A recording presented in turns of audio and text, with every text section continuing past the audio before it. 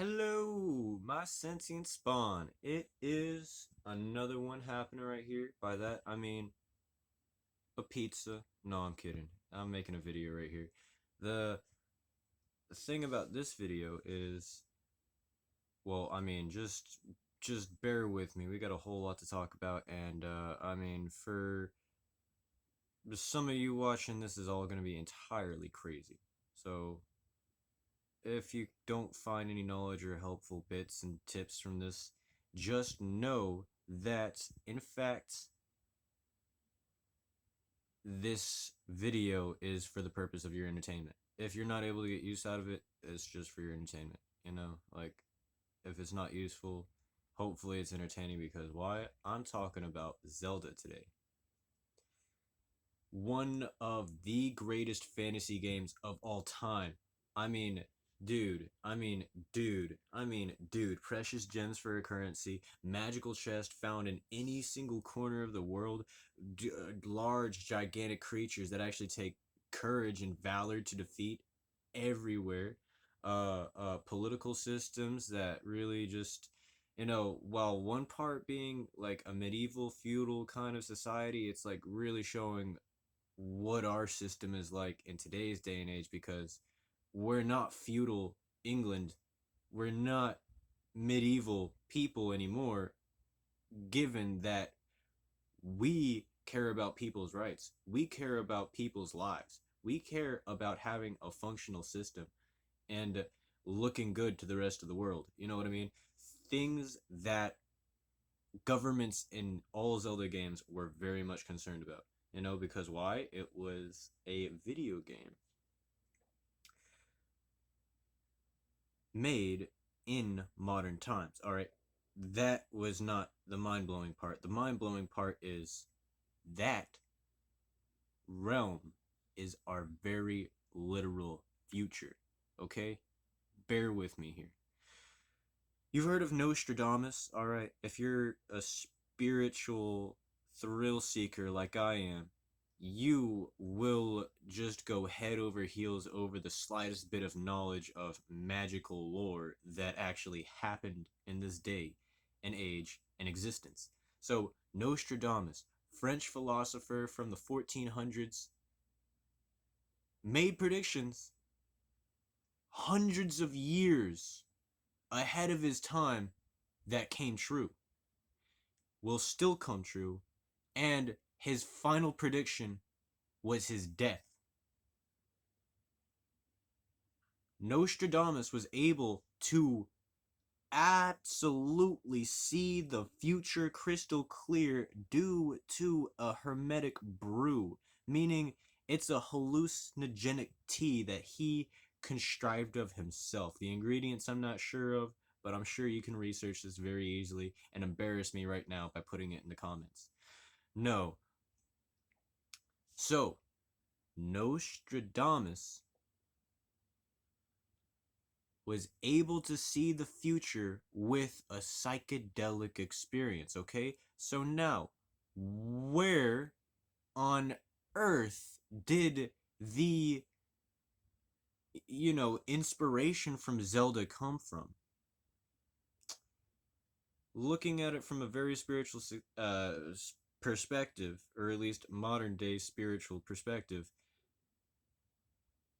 it is trying to encapsulate and communicate to the player what the psychedelic experience is. It's not just, oh man, I'm killing brain cells and weird images kind of pop up when I squint my eyes. No, it's you're unblocked of the confines of your current reality. Your energy level has been raised to a certain point where your consciousness is now able to perceive future, space, time, from other sources than where you reside physically, than where your consciousness has been dictated to your body and placement in this life. All right? So, therefore,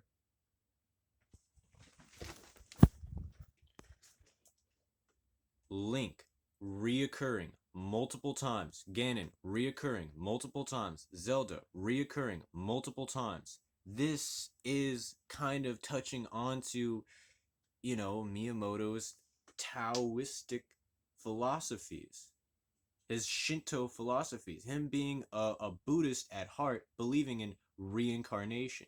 You have a purpose. You have a very specific purpose on this planet, or else why are you here? You know what I mean? You really don't just happen like that.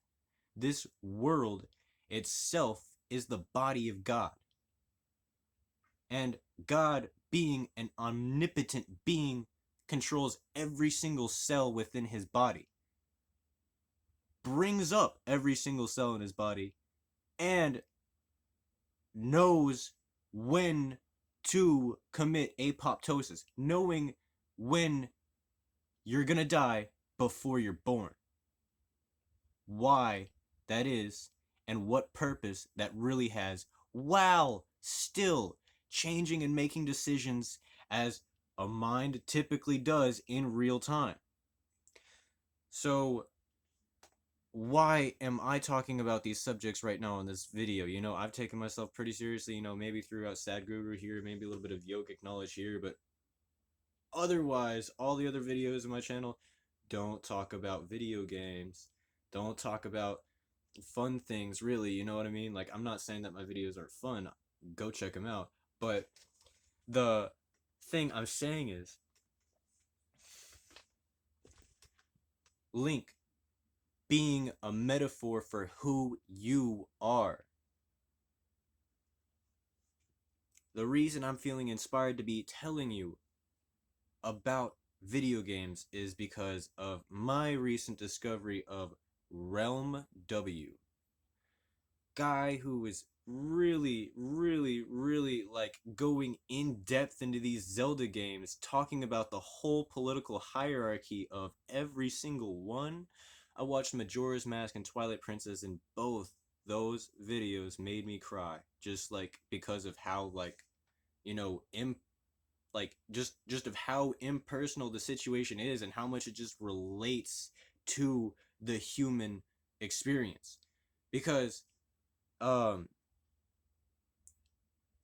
like I was saying, is these video game fantasies are not fictitious, they are our future.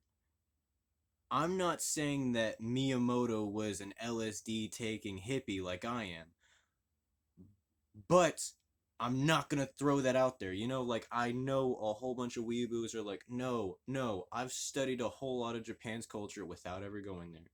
But I've studied a whole lot of Japan's culture. Drugs are very taboo. It's very not okay to be caught around a marijuana, or else you could be exiled from the country if you're a tourist. You know what I mean? So, I mean, they don't want you bringing trouble in there, but you think they don't have trouble already? You think there's not an innate reason they don't want you bringing trouble? It's because they got it. It's because they already have it. It's because they already have shit going on there. Do not forget, not trying to say anything, not trying to bring back, oh, grandfather's, like feud from back in time, but Japan was on the Axis powers. Hitler was giving methamphetamines to his soldiers, which is, in case you did not know, a hallucinogenic substance. So, if they were working together, who's to say that some of these, who's to say that Pervitin or Nazi meth was not introduced into Japanese society at the time? Because why? They were in the midst of warfare, and the Nazis believed this to be the warrior's drug, the drug of a super soldier, essentially. No sleeping, no tiring, like just, just stimulation, pure stimulation and pure euphoria. This person is now God on the fucking battlefield when he was sucking his thumb 5 seconds ago, because he's not the same person anymore. Regardless, if you have not seen what goes on in Japanese television, cartoons, and yada yada yada yada yada, you cannot tell me that psychedelics are not running rampant. Maybe not with the recreational community, but at least with the people behind the media outlets. So television writers, comedy writers, all these people that are higher up and have something to do with what the mass media in Japan will be watching and involved with, those people are the ones who have access to LSD, shrooms, peyote, DMT, you name it. You've seen it. You now know what I'm talking about. If you're with me, awesome, dude. If you're not with me, write down in the comments what I'm doing wrong. I do not care right now. You cannot offend me. I am an alchemist, so whatever. I'm just trying to get this story straight.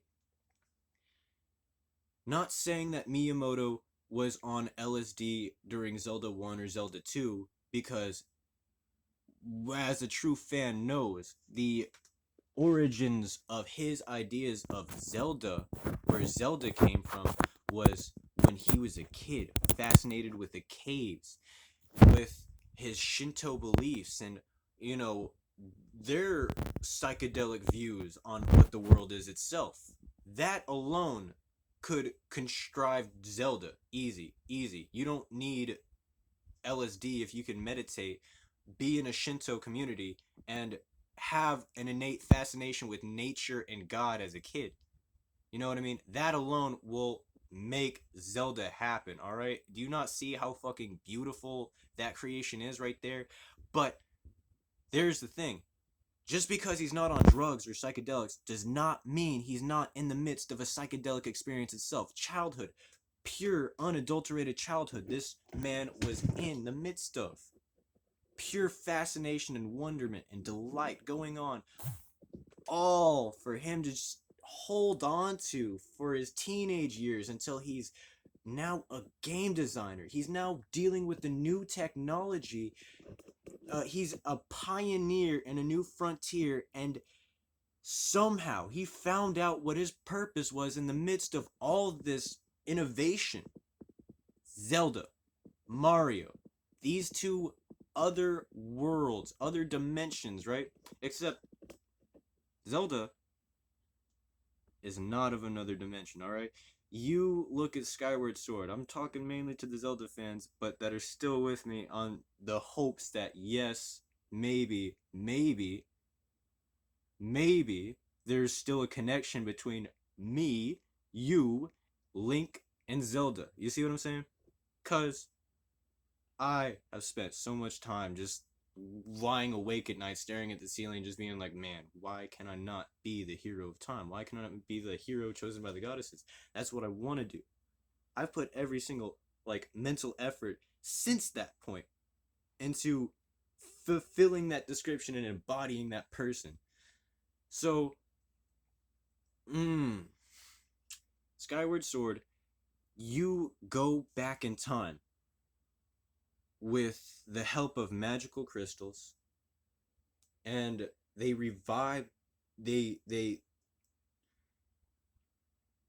reanimate these long powered down animatronics, these automatons, these robots that are clearly more technologically advanced than anything we have made so far. So this is just kind of my theory now, and I'm sorry if this offends you. You can go back to watching the tolerable theories, you know, that you're already watching. But I'm just saying, here's mine. Here's me just laying down my thing, because this has really been in my mind since I was 12 years old. Zelda is our future. The Hyrule is our future. All right? We were once magical, and magical and occult mysticism became less prevalent and obsolete during the rise of actual innovation, technology, and communication systems built together around the world. So now we can talk in real time. There's no point in trying to just, deliver that message. I got a phone in my hand, right? So with the privileges of technology, we lose some innate abilities. So after this world goes and the next one comes up, right? Because don't forget about the 5D, 3D split, all right? For spiritual viewers, you already know. All right, so I'm taking on a lot on this video and I'm just running out of time, but dude, it is gonna be worth it. I don't care whatever repercussions there are for having a long video. Just stick with it. I'm excited on this. Ride my high, dude. All right. So 5D 3D split. You know that the fifth dimension, if you're within it right now, like some people are, okay, you know everything is connected. So there is no difference between you and Link and Ganon and the creators of the game and the Happy Mask Salesman, right? So after this world goes and our successors take over and their world fills, their world is going to be technologically advanced, but again, doomed to fail. Hyrule is the next successor and comer up after this. How do I know? Because I can also see through time. This is way, way, way, way, way more real than you ever thought it could have been imagined. Okay? So look at RealmW's videos just for the sake of understanding where I'm getting at right now. That the realism and like deliberate delegation of powers and personas are just way too like we're in the midst of it now, and we're gonna go through it again, right? Just like life, we're in the midst of it now, we're gonna go through it again, right? When he was doing his video, which is called The Politics of Majora's Mask, he doesn't so much explain about like, oh, Termina is really a metaphor for purgatory, terminal, like the next realm you go to after you die and have to now go through your trials to be judged and put before the gods once again, you know. um is really just actually talking about what's going on in the minds of these characters that you come across. The Deku people, the Zora people, the Goron people, does the same thing with Twilight Princess. But uh, like, dude, it's just so real. It's just so real. It's just so real. You watch it, you're like, what? He explains everything like spiritually, like scientifically sound. Everything he's talking about is just like backed up by logic. He keeps you up to date with it. If you're able to understand what I'm saying, you will be with the program watching his videos. I'm just going to give a little advisory right now. Please go check out RealmW, but he is you know, an advanced English speaker. I don't know how else to say that. He is really, really, really, really, really, really like descriptive. He has different words to describe things, and like these are complicated things to follow along with. The innate evils of this land and the purging of the source root evil, because killing the symptoms of evil is not at all treating the underlying ailment, the source evil. It has to go into the moon and like defeat Majora's incarnation. It's just so fucking okay. I mean, like, dude. I mean, dude. I haven't played a fucking Zelda game in 5 years, and I'm still this nerdy about it. If that doesn't tell you just how much that game has touched me as, like, really, really, really, really inspired and influenced me. Like, like gospel. All right, like I am playing a video game based on Jesus Christ. You see what I'm saying? No, Link is not like crucified, but that is essentially all the qualities he's embodying right there. A divine spirit, a guardian protector chosen by the gods. And his video with Twilight Princess, he talks about what you spiritual fifth dimensional beings are going to go through, that he has to traverse between these two realms, right? The world of light and the world of twilight, which is what many of us light workers and fifth dimensional beings are doing right now, traversing between two different worlds.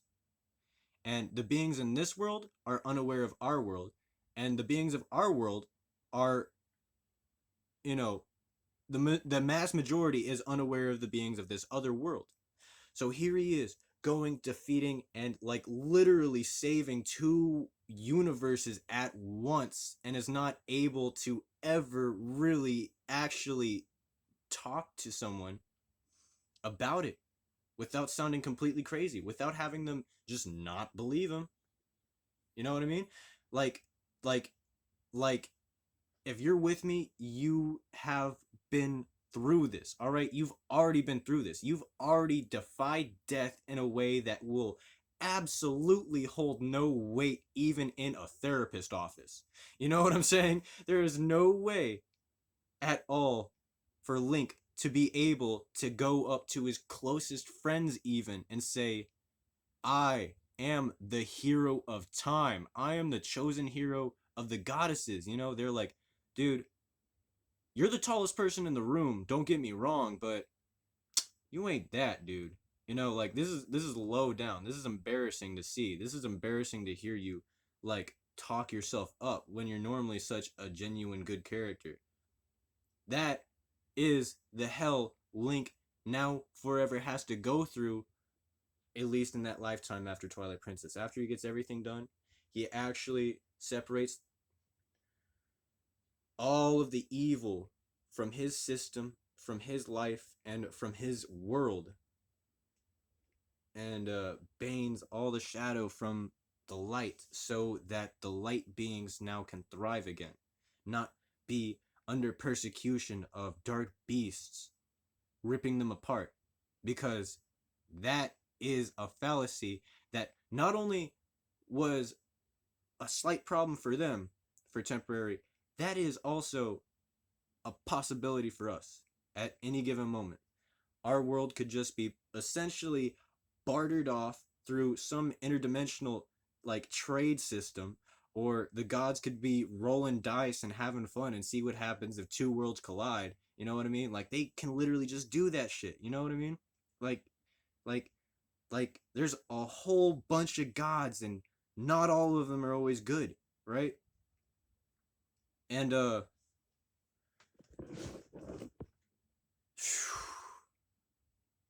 like just it's all like this kind of cruel twist and fate on irony, and like the gods themselves are making some cosmic joke out of not only giving Link, the only person really able to understand and do shit about this situation, they also gave the person who caused all these problems his power in the first place. They allowed him to do that. The gods helped him do that. The gods chose him to do all this evil in the land for Link to purify.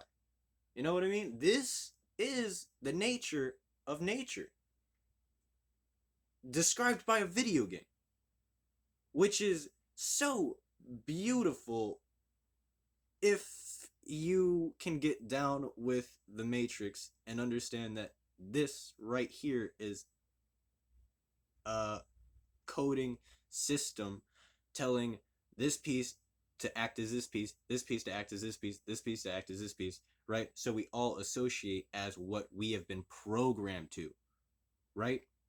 Okay, but really, you're still made out of the same coding as everything else in this existence. Those underlying fundamental physical codes that were embedded within your being is also the same coding within the source of creation itself. So, the video on Termina.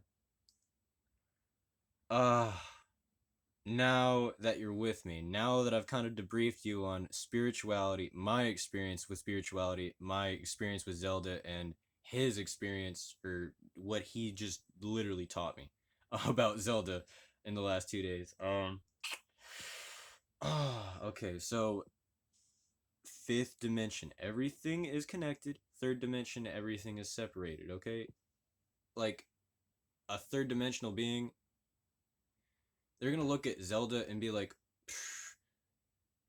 they're gonna look at Twilight Princess and be like, what? He stuck a sword into a sword stone, and a pillar of light stairs came out, waiting for the hero of time to re-enter this facility once again. That makes no sense. But a person who's interconnected with everything, who understands his consciousness and has access to the fifth dimension, looks at that and is like, no, that is scientifically smart. That makes me like really want to know what's going on in Nintendo, right?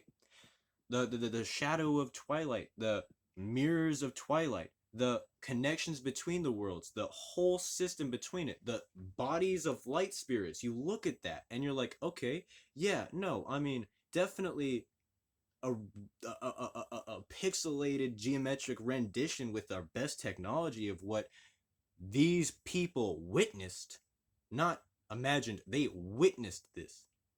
They were chosen by the gods in the same way Link and Zelda were, that they were meant to work at Nintendo. That was their life's purpose. They were supposed to meet each other. They found their soul tribe and had access to hallucinogens to traverse the multiverse itself and understand where space time will direct us one day. Magic will prevail over technology once again, and technology will once again prevail over magic as we keep innovating both philosophies. It is cyclical. So, you are Link. You are the hero of time. You are Zelda, and you are also Ganon.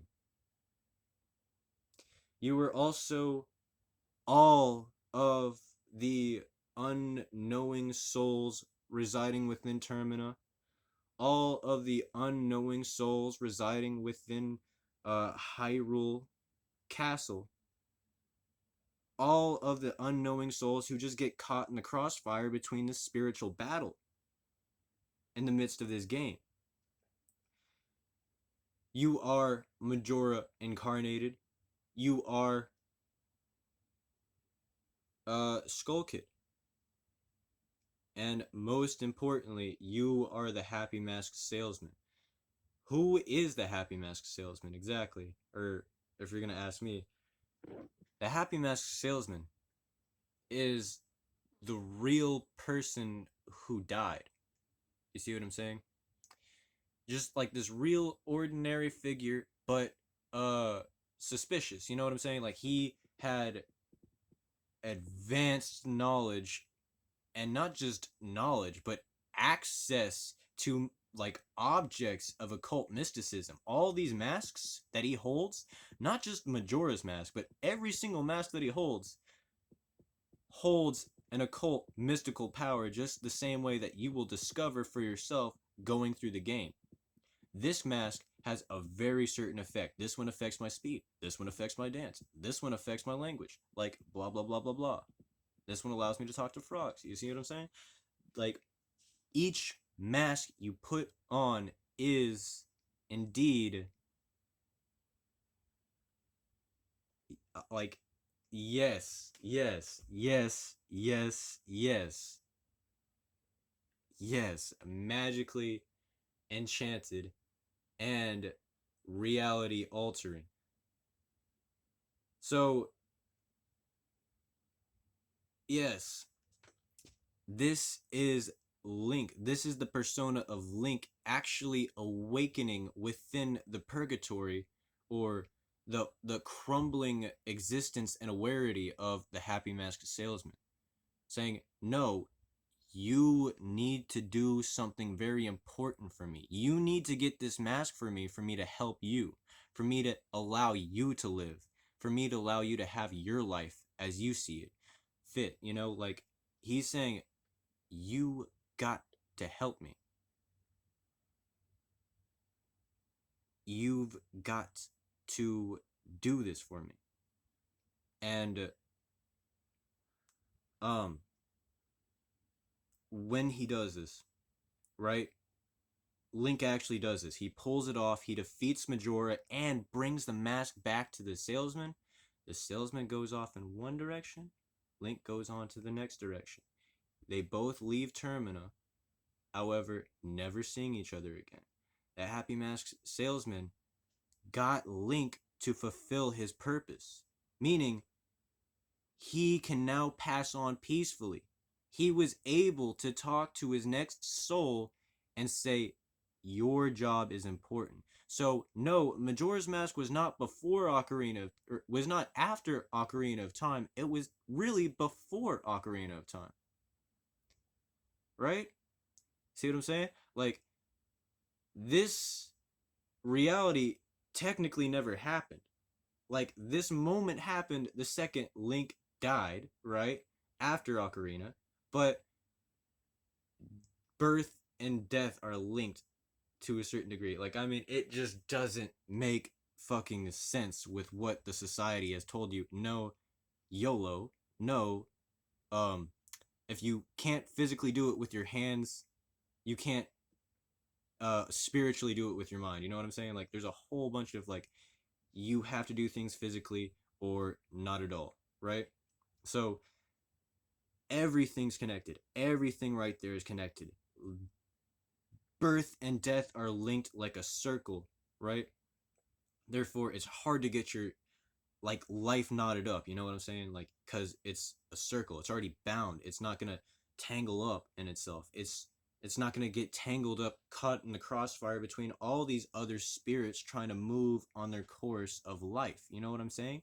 Like, each person is a circle fit divinely within each other, creating a very like articulate, beautiful, but resonating image as a larger picture. Each little circle is a life, but the grand lotus that's left over in this picture is just a collage that is representative of how energy flows throughout the multiverse. You see what I'm saying?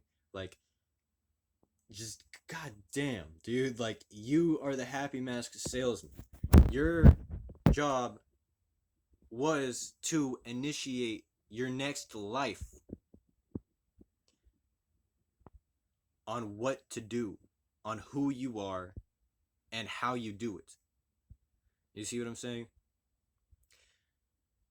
Like, maybe the Happy Mask salesman really was that shady. Maybe he really was not at all a good guy, right? But he's beyond that veil now. He's boundless. He doesn't have his body.